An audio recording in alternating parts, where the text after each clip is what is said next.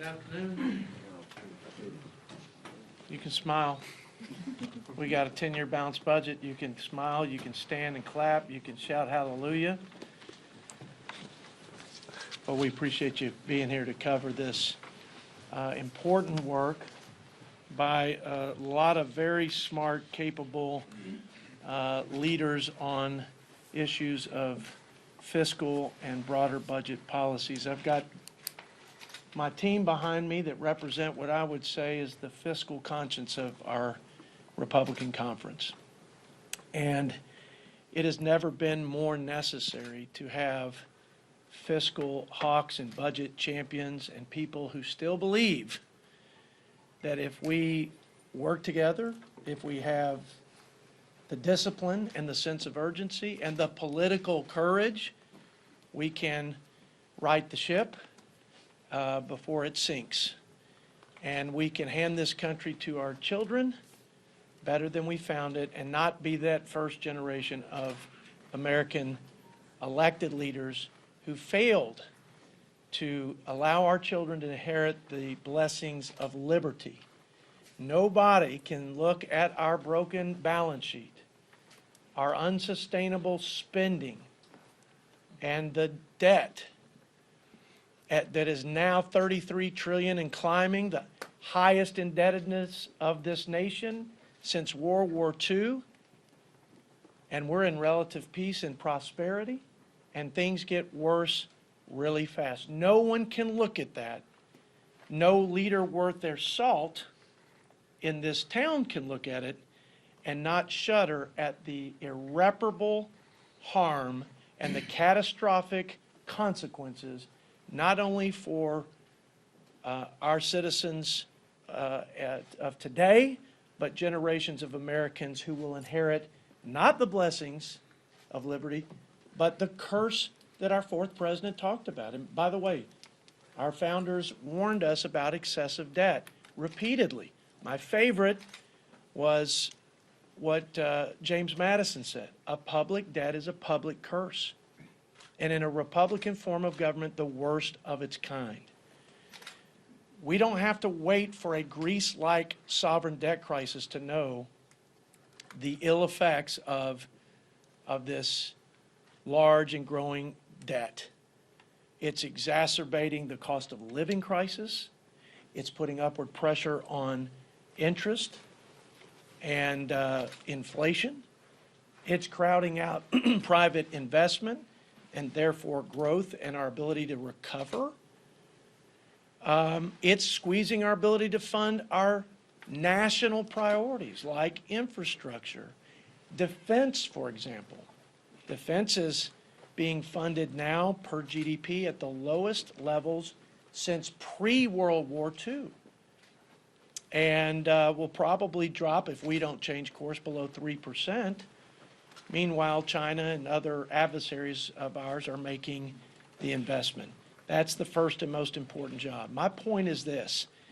If you have a debt-related crisis, whether it's a slow economic demise, the termites, as they say, at the front porch, or the bear at the front door, where you have a catastrophic, sudden, Greece-like crisis. Either way, we lose the country.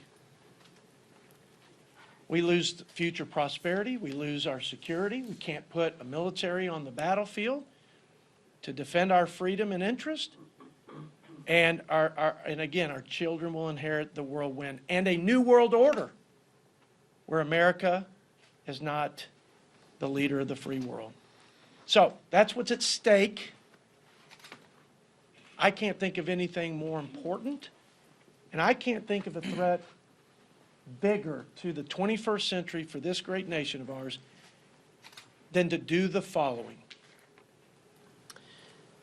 to rein in this out-of-control spending, especially the mandatory spending that's driving the debt, to restore fiscal responsibility, and to reverse the curse. Here's how we do it in a nutshell as an outline, and then I can get into the details in the Q&A session. First, we've got to get this important work on discretionary done. Don't diminish the importance of right-sizing a bloated bureaucracy that has grown hundreds of billions of dollars since COVID. We have to eliminate the waste, and we have to right-size post-COVID. And we do that in our bill, in our framework, if you will, our 10-year budget blueprint to balance by resetting our next year budget at 22 and controlling spending at 1% a year, which will save over $3 trillion. There are other items under discretionary, but the mandatory spending and the runaway entitlement spending is what's driving the debt. We talk about health care reforms. We talk about welfare reforms. And then we have an assortment of other mandatory programs that we need to make more cost effective, and then, of course, eliminate the waste. Speaking of waste, we now have $2 trillion of wasteful and fraudulent spending in the form of improper payments. When I was a freshman with Drew Ferguson, I think it was 1.5 trillion, it was 1.5 trillion. Last year, the improper payment rate was 250, roughly, billion. You got Medicaid at 80 billion last year. You've got the Farm Bill supplemental nutrition at 12 billion. So this shouldn't be a partisan issue. We should find ways to steward the taxpayer dollars in a responsible way and also responsibly make sure the money goes to where it was intended for the people who need it the most. We also reduce interest as we reduce our principal, so we save trillions of dollars there. And then lastly, you can't grow out of a $16 trillion, $33 trillion debt hole, but $16 trillion in order to balance. You can't just grow out of it. But you need to be able to grow faster than your spending. You've got to grow faster than inflation plus population. This budget does that. We return to pro-growth, pro-work, pro-energy policies that we know will reignite this economy, and we'll return to what we were experiencing before COVID, which is unprecedented growth and prosperity. And when I say prosperity, all boats were lifted up on the tide of a growing economy. We had the lowest poverty rates in recorded history. The lowest unemployment for females, for minorities, for all Americans in recorded history. So this is our plan.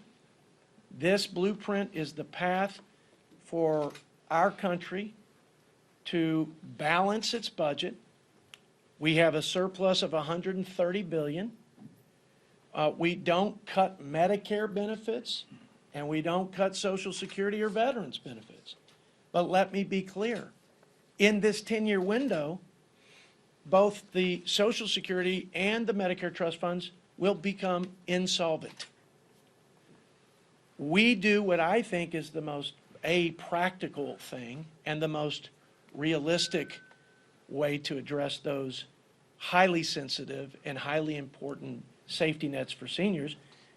We have a recommendation for what you've heard talked about, no doubt, a bipartisan commission to look at that long-term unfunded liability and hash through all the ideas that should be on the table and come up with a consensus, a bipartisan consensus, so we can give seniors peace of mind and so we can make those programs not only solvent but sustainable for future retirees.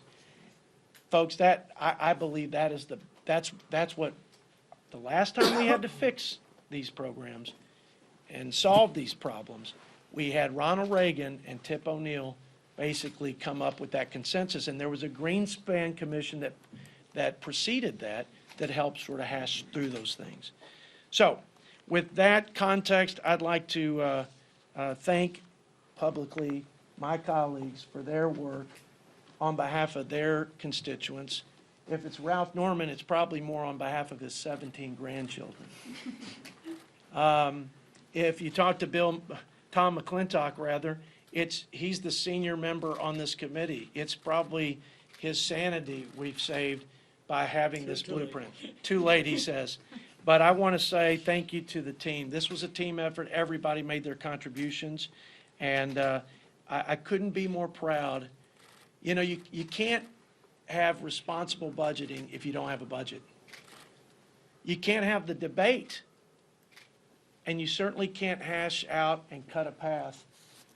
And you're doomed to fail if you just stand idly by and accept the status quo.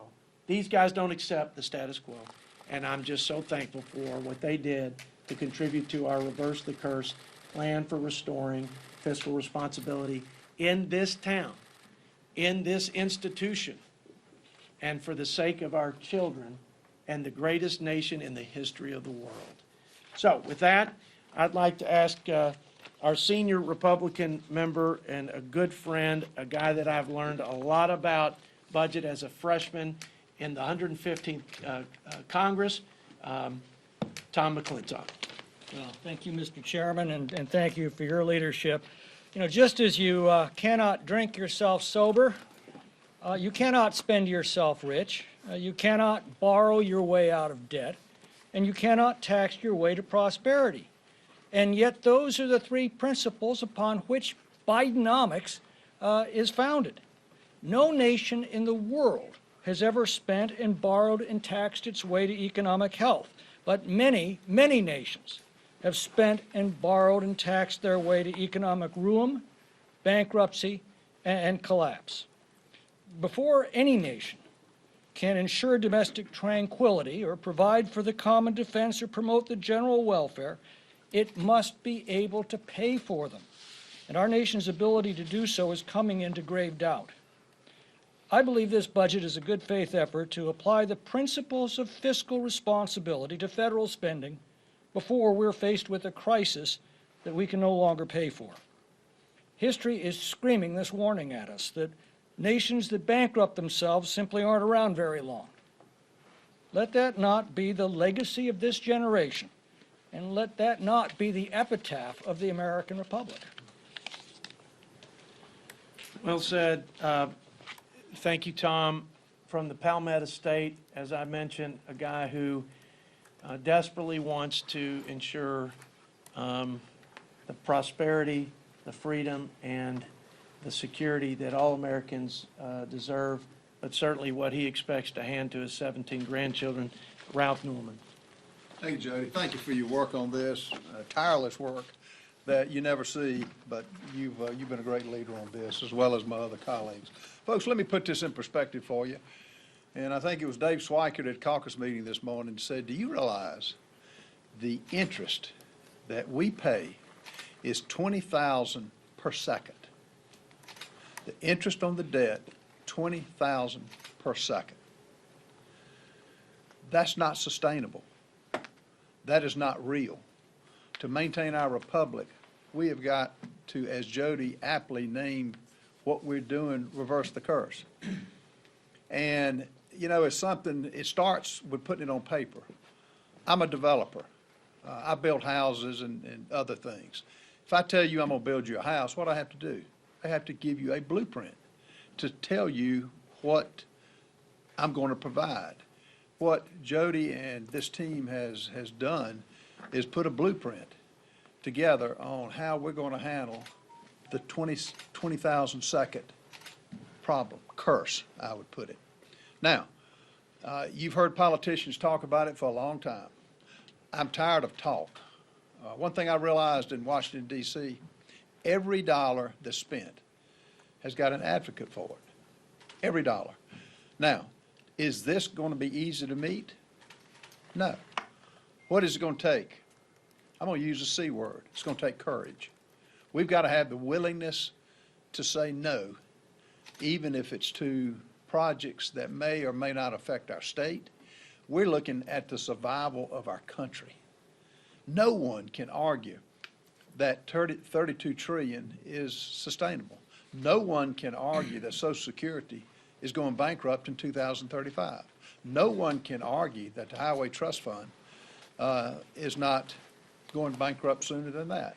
And I was in a Rules Committee last night for a long period of time, And all my Democrat friends on the other aisle, great people, but you know what their answer is? Higher taxes. Not one time was there one mention of a cut. There is no way to sustain this, to do this, to reverse the curse, other than have cuts. And the only thing this administration has given us is a treasure of things to cut. 87,000 IRS agents is a joke. The new FBI building with buildings sit vacant all over this town is a joke. The Green New Deal, so many things which is crony capitalism, is a joke. Now, we've got to have the courage to say it out loud, and I don't care what the media says, I don't care what the naysayers say. We have to do it for the survival of our great republic. And folks, I would ask you, if not now, when?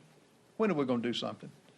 I can put all the numbers up and float them before you, but unless we're willing as elected officials to put our money where our mouth is, literally, and actually take the cuts out that's needed to right this country, that's the only survival that we have. And I'm just committed to working on this. Jody and everybody up here will do the same. And we need your help. I look out here, y'all are young people. I was where you were years ago. You ought to be concerned. It ought to make you mad about what's happening to this country. And it's not Democrat, it's not Republican. It's un-American what's happening to our spending. It's un-American where some of those that are supposedly controlling the money in this town go. But we got the power to change it. We have got the tools to do it. The issue is, do we have the will and do we have the courage? I think we do. I think there's no greater time than today. And I look forward to working on it with members as the markup goes tomorrow and putting something before you. Is it perfect? No. Nothing's perfect. But it gets us on a path of sustainability. Help us get the word out. And Jody, again, thank you for all that you've done and will do with this. Thank you, Ralph. Thank you, Ralph. Well said. One of my closest friends, and we came in together in the 115th. We served on budget. Chief Deputy Whip Drew Ferguson. In an unusual move, I asked to be back on the Budget Committee this cycle because I know how important this moment is for us. But the Budget Committee, there's a lot of tough sledding that goes on. There are a lot of tough votes that you've got to take. There's a lot of hard work. But one of the reasons I really wanted to do this was to support Jody's vision as chairman of the Budget Committee to produce a document that was both politically courageous and intellectually honest. I want you to think for just a minute, all of you that are here today and Americans across this great land, think about what's happening to your very own budgets right now. You are having to make decisions, and American families are having to make decisions about what to cut. Things that they once enjoyed, things that they may have wanted. They've had to scale back their dreams from what they used to believe was possible. And when you do that, you have to make hard choices. And what this budget does is it says, without touching two of the most important programs in this country, Social Security and Medicare, we have identified how we get to balance in 10 years without the use of gimmicks and being intellectually honest in our effort. And as you will read through this budget, many of these things that we have to cut may not be things that we want to cut, they're things that we have to cut. So when you look at it and go, here are the choices that Republicans have made in this budget, we're simply saying we don't have the money to pay for these things, and it doesn't make sense to borrow our children and our grandchildren's money to pay for the things that we want right now. Mamas and daddies, families across this land would never say, we're going to borrow money for our wants and needs and put it on the backs of our children and grandchildren. And this government shouldn't do that either. There are challenges. I cannot wait for the debate that will occur tomorrow during the budget markup. I look forward to the debate about which programs are vitally necessary for this country, which programs will continue to bankrupt this country, and the things that we have to fight for. So with that, I look forward to the debate tomorrow. I look forward to the markup. And again, I want to thank our chairman for his courageous work in getting us to a product that we feel really strongly about, feel really good about, and we know sets America on the right fiscal path. Thank you. Thank you, Drew. Again, well said. I think you can tell these guys, their heart's in it all the way. And as my friends have said, it's not perfect, but it is a path, and it is on the table for debate, and we welcome that debate. We just want the end result, which is a country on good fiscal footing. Our friend and guy that started the Doctor Caucus, he chaired the healthcare subcommittee at ENC, a huge part of getting to that place that we all describe in restoring fiscal responsibility is healthcare. It's not just healthcare programs, it's the healthcare system in this country that is failing everybody. And so I'm honored to work alongside the founder of the Doc Caucus and my friend and fellow Texan, Dr. Burgess. Thank you, Chairman. So the admonition here is be careful what you pray for. I wanted to be in this fight. I wanted to lead on the healthcare task force on the budget committee. This is something that I asked for because obviously our greatest federal spend comes in the healthcare space. One of the things that I have committed myself to is convincing members on both sides of the political divide that coverage does not equal care. But boy, you're going to need the care in the years to come. That's why this outline is so significant. Without harming Social Security and Medicare, the budget is going to deliver on the promise. Look, we've always had debt. This is not new. The problem is we've never had this much debt. And I think Drew Ferguson said it extremely well. I was sitting in line at a Walmart back home over the weekend, and a young woman who I've known long before I ever went to Congress came up to me and fairly pitiful amount of groceries in her cart, said, "It's ridiculous, this is going to be $100. It's just so hard right now. And we have got to understand how hard this debt has been on our constituents and adjust our spending accordingly. So we're not talking about being draconian. We're not talking about taking away things that people need. But what we're talking about is building a sustainable future. So thanks to the courage of Chairman Arrington, we're all here. We're all in this fight. And no time like the present. Thank you. Here. Well, with that, folks, if you got any really difficult questions, I'd ask Tom McClintock and Dr. Burgess to come up and take those. I'll take all the easy ones. Let me say that it's difficult for business people who've never served in and around public service and politics in this town to wrap their mind around that we don't live within our means and that we borrow and print seemingly infinitum. Because there's no way they sustain their business. They don't pay the bills. They don't keep people on the payroll and support the livelihoods of their coworkers if they don't live within their means and balance their budget like every state does it, every family does it, and every business does it. Chuck Edwards came to this town as a businessman. He asked great questions. He's eager and earnest just to do the right things to get us to the right place. So, Chuck, I know you share our sentiments, and if you want to say a few words later, I'll let you jump in here, but I know you just wanted to stand strong with us, right? Tar Heel State. Questions, comments, thoughts? Yes, ma'am. Thank you, Chairman. As you all know, Medicare is the largest federal health program spending-wise. It's only projected to increase by the CBO. You're proposing creating this bipartisan commission.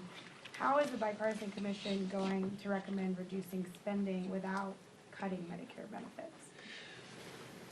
Well, I don't think any party will achieve whatever the programmatic reforms or pay-fors, you're gonna have, there are plenty of ideas on both sides. Programmatic reforms and pay-fors. No one's going to strike that balance, no party, I should say, on their own. It's just not practical. It's too politically sensitive. I would also suggest it is too readily weaponized. So as soon as one party or the other comes out with their grand plan to save Social Security or Medicare, it will be used as a baseball bat against the other. What happens in that situation? Both parties retreat to the corner, and we don't lead. And we leave our seniors wondering and worrying, and we leave taxpayers with a bigger bill because every year it gets more expensive to fix it. Drew Ferguson's the chair of the Social Security Subcommittee. I'm certain that every one of these gentlemen standing behind me have studied this, have looked at it from every angle, and have their own thoughts and ideas on how to address the insolvency. And again, how to strengthen it and make it sustainable into the future, because you can fix the solvency, but there are some structural issues that have to be addressed. We just believe if it's going to be fixed, and it will be and should be, it should be done sooner rather than later, and it needs to be done on a bipartisan basis, because that's the only sustainable path to that consensus. And I'd like to get to the Ronald Reagan Tip O'Neill outcome, but before the roof is caving in. I mean, they did it in the 11th hour. But I will suggest that the Greenspan Commission helped hash through that and sort of grease the skids for a final consensus deal. So, look, this is a sobering stat, and I'm just using the public debt, not the gross debt.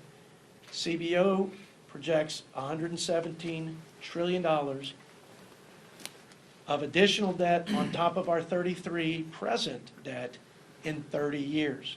That's the unfunded liability for our nation.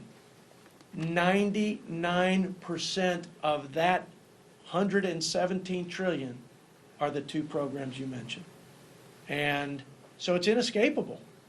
We're going to have to make tough decisions, but we're going to do it together as a Congress and as Americans first, and that's the best path to that solution. So back here, and then I'll come here. Yes, ma'am. Can you walk me through the thought process of cutting SNAP, and by how much do you propose cutting it? Well, I can give you a specific number later, but let me just tell you, it's significant because we put forward in the Limit, Save, Grow what I thought were reasonable and responsible. For example, this is one element, work requirements for able-bodied adults. And it got watered down. I mean, we accepted, some of us did. I voted for the FRA, which was the consensus deal, okay? But we started at a much stronger position. And so I think we need to strengthen work requirements, but not just in food stamps and the food stamp program, but also in Medicaid. We don't have them in Medicaid. We could probably strengthen TANF's work requirements. It's also eligibility issues. It's also income and asset tests. We don't have state partners really in making sure that the money that we do steward on behalf of taxpayers goes to the people who are most in need. And so we need states to participate with us as partners with skin in the game. So one piece of that is states need to share in the responsibility and be given the flexibility so they can ensure that the financial controls are there where we're not just totally wasting money. So it's a number of things. Those are a few, areas of reform, but it is more than work requirements. It is comprehensive. And let me make one more comment about food stamps. I was on the Ag Committee in the last Farm Bill. Nobody begrudges American families and individuals who work hard, some 2, 3 jobs, and they still struggle to make ends meet. We want to help those people. Now, I'm not sure the current food, supplemental nutrition program is set up so that those people get the help they deserve, but we want to help those folks.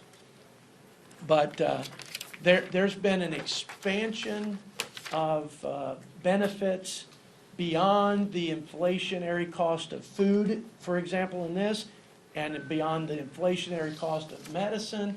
And so I think with respect to food stamps, there's been a unilateral expansion that's cost 30 to 40 billion a year, well beyond the inflationary cost of food. So we have a comprehensive set of reforms, and it's not just for the supplemental nutrition, it's for all means-tested welfare programs. So we don't, and this is key, so we help people who need help, we provide temporary assistance, and that we help people mostly by encouraging them to come up and out of it and not be trapped, because worse than the fiscal implication is the humanity implication when people are dependent on the government, because our policies trap them there. So I hope that answers your question. Yeah, please, please. When you look at cutting these, as you've described it, as cutting these programs, it's really about incentivizing our fellow Americans to get back to work. I want you to think about how badly we need every single American that is able to work, participating in the workforce right now. We need our fellow Americans' talents to help us solve the problems that we're facing. We need their creativity, we need their experience, we need their energy. One of the major problems that we have with inflation right now, not only are we spending too much money, but we're doing things that drive down American productivity. So we aren't solving that side of the equation. We think we can solve all of this by simply raising interest rates. We've got to have increased productivity, and that means having our fellow Americans back in the workforce. Here's another important part to think about this. Every single one of our fellow Americans that's earning a paycheck and they're working hard every single day is contributing to Social Security and Medicare. Without that participation, those programs are more vulnerable and will become insolvent more quickly. And the question was asked earlier about Medicare and how do you solve that? Look at the piece of healthcare that is growing the fastest, and it is administrative cost. Doctors are getting paid less right now. Patients are receiving less care. And what we've got to do is we got to go after the thing that is increasing the quickest, which is what we do in this budget, which is to go in after rising administrative costs that simply don't add to better outcomes. So while we look at how we help the most vulnerable, we also have to encourage our fellow Americans to get back into the workforce to help us solve the inflation problem and to help us solve Social Security and Medicare. Without them, we can't. The government can't do it. Americans getting back to work is a big part of solving this problem. And the labor participation rates,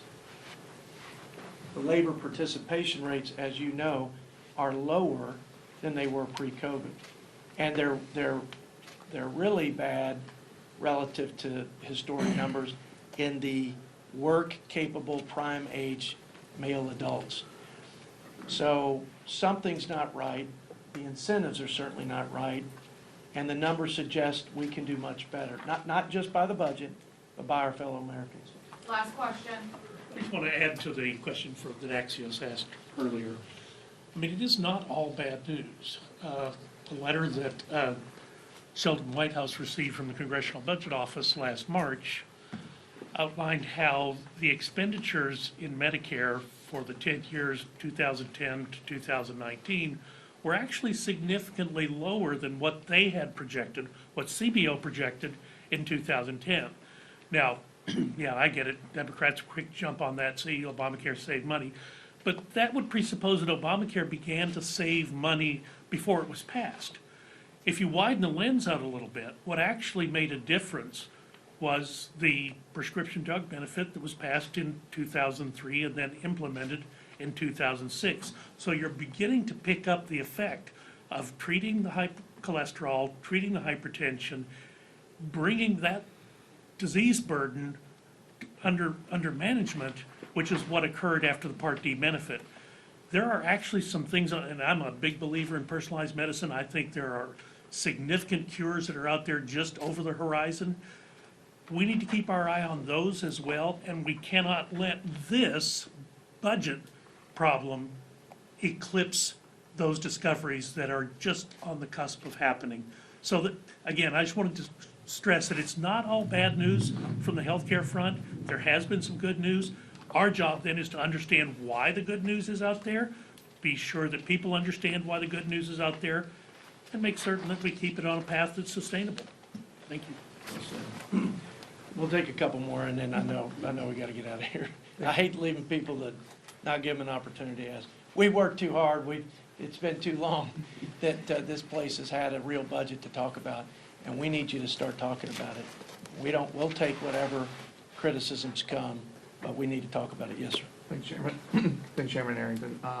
One, why does this proposal not repeal Obamacare? And two, why does it not increase the retirement age for, Social Security?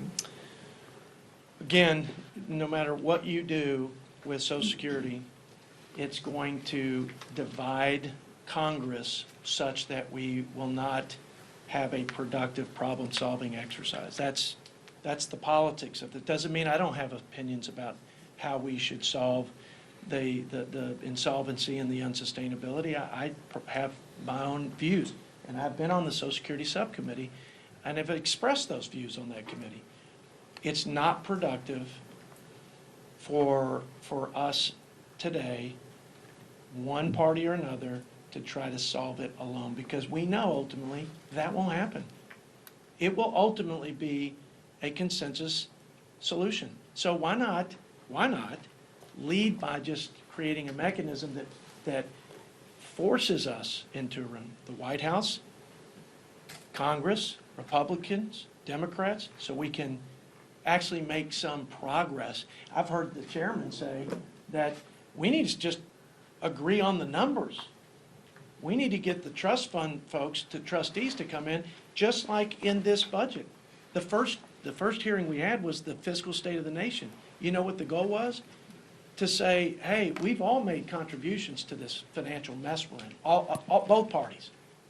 And I've been clear about that from day one, and I think these guys would agree. However,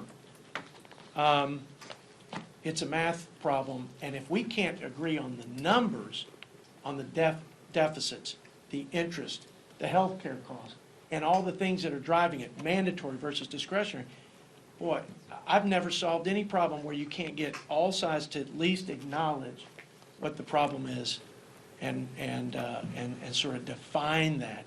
That's something that is a first step, at least, I've heard you talk about, Mr. Chairman. Look, on healthcare, I think my most, sort of big picture statement is we have problems with the healthcare system, and the changes to the system, I think, are more important than any one program. That is, we have healthcare monopoly forces that prevent the competition, that give me and my family and other American families real choice. It's too convoluted and too opaque for anyone to understand the current system. Big government like Obama, by the way, we repealed the roughly $60 billion of the Obamacare expansion that happened in the IRA. And we try to put the incentives for the healing to happen between doctor-patient relationship without the red tape. And then we also try to get not only big medicine out of the way, but big government. And it's a list of things, and it's a long list. I'm happy to go through it with you, but it's really unleashing market forces, competition, and giving individuals the opportunity to have personalized medicine that meets the needs of them and their family. And I think Obamacare has been a disaster, and I think it should be repealed. And I think that it's done nothing to make health care affordable. You heard from our chairman of the healthcare task force. People got an insurance card, they didn't get health care. Health care cost doubled, and we had fewer choices. I'm not questioning the intentions of my colleagues. I think they wanted a more affordable health care system. But their government mandates and taxes and regulations did what I think always seemed to happen, which is make the prices go up, give us few choices and make the quality go down. So, next question, and then we'll wrap it up. We'll have you bring us home. Well, you're gonna feel bad here because I actually have like 2 technical questions and 1 substantive question. Okay, First of all, congratulations on getting something together. Thank It's a you. very difficult thing to do. Thank you. So, appreciate it. The 2 technical questions. Is this why you warm me up before that big, that big? The first technical question is the 1% limit on growth discretion, is that applied to defense? No, no, it's flexible. And I just want to reiterate something. There is all kinds of waste in the Pentagon. There is no one on this budget committee, I haven't met someone in the entire conference that doesn't believe that. So we need to redirect that waste in a way that gives the military, our troops, the resources they need. So if you think about it, you know, even with the flexibility on where that 1% cap comes from, the military, we need to invest to get it back to a place where it's not dangerously low like it is today. But the way they are doing that, and I think Mike Rogers just proved this out, he found $40 billion of legacy issues and inefficiencies and waste, and he redirected that towards our posture against China, new warcraft, et cetera. That's how it needs to work. You don't have any reconciliation instructions, which are kind of considered the teeth in the budget resolution. Why not? Listen, I just think we have what I believe is the core elements of a budget. We've got the policies the policy assumptions that presume on the savings on mandatory. We've got the discretionary budget, which is more than just our cut and cap. It's got no more one-time emergency spending for recurring non-emergency items. That's an old gimmick of Washington that both parties have used, unfortunately, to disguise increases in money. I think there'll be a time and place for reconciliation, but let me also be clear. And both parties are guilty of it. Look, we're trying to be as frank and as, I don't know, open to where the problems are and the solutions to solve them. But reconciliation was a tool, not to advance the Republicans' policy agenda or to advance the Democrats' policy agenda.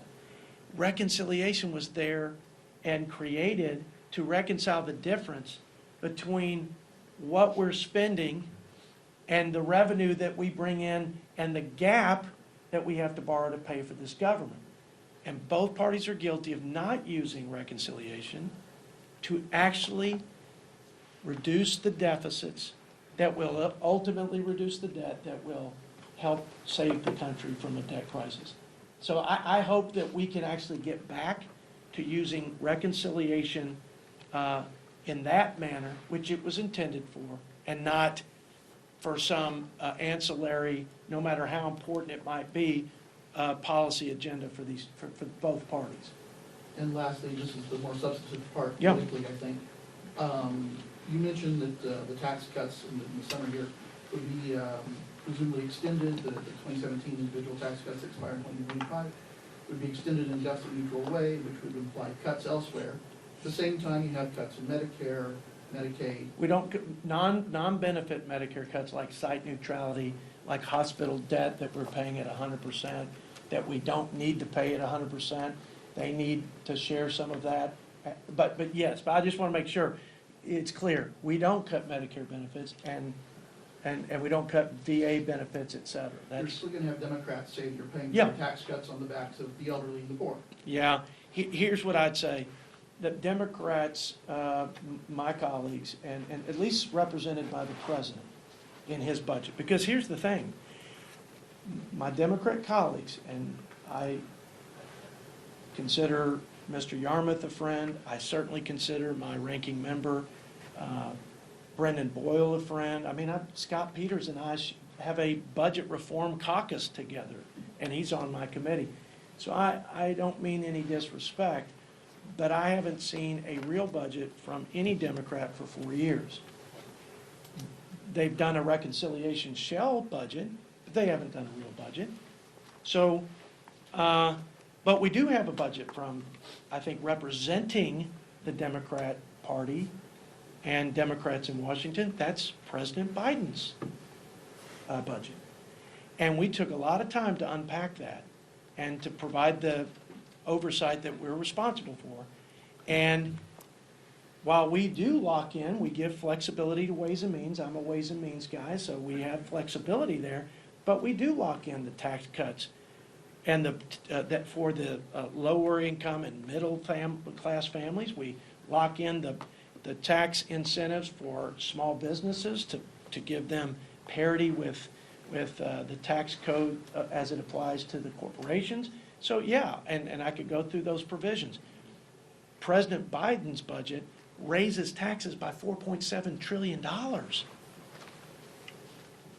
I would suggest to you that if the Democrats could get a $4.7 trillion tax cut through, they would have done it when they had total control of the House and Senate, and they couldn't do it. Because even some Democrats that I know think that while we're trying to recover, we have millions of jobs that are still vacant, more than we had pre-COVID. We don't need to tax our job creators at this point.